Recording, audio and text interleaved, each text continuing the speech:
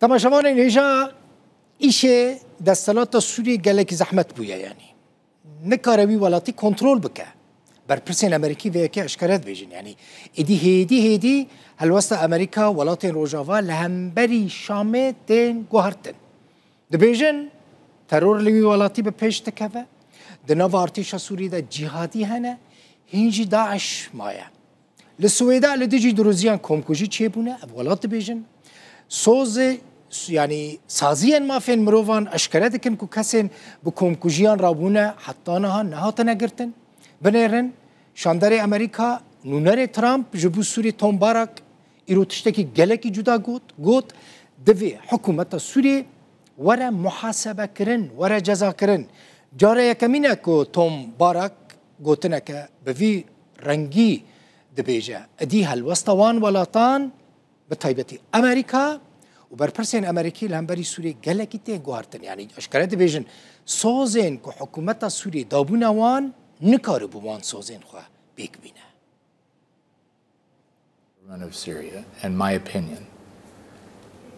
has conducted themselves as best they can as a nascent government.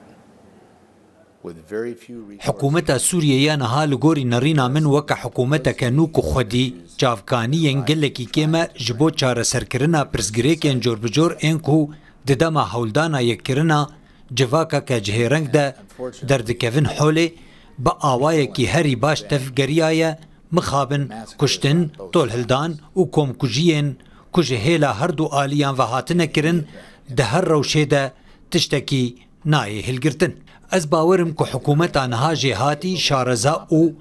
پی باوره تشتین که سوزاوان دابو پیک آنین او تشاشتی نکرنه تشتی که دوان چند روژین بوری دا قومی گلکی آلوزه دستوردان اسرائیل دناوا وکریزه ده بشک دنا گلکی تفلیه و لی برسف اوا که دوی ام کشتنا بی سروبر راوستینن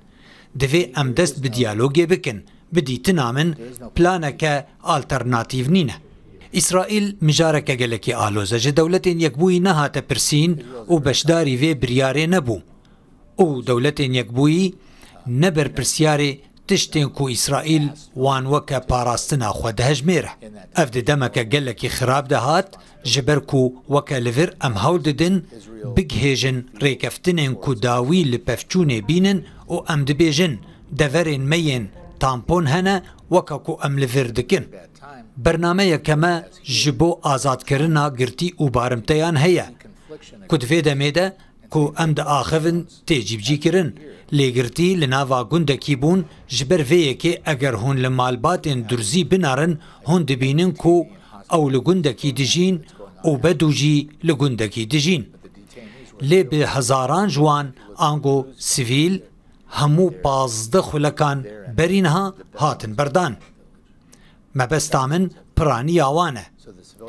و شروان دیدناوا 24 دمجمیرین بیده بین بردان هر کس تنه حول دیده کو آرامیه بپاریزه. هیزین سوریه دموکراتیک و یکینین پاراستنا گل دشر الدجی دولت اسلامی یا داعشه ده دوستو حوال بندن مبون. روشا کردان چیروکا کفنو خمگینه لهمبری وی اف یک لهر درید قومه لیدوی روشه ده مجار انتگراسیونا حسدیه که کنترولا بشا با کر رجلات والد دکه و ترکیه جی لسر سینوری ویه و برجواندیه وی دوی هرما تامپون ده هیه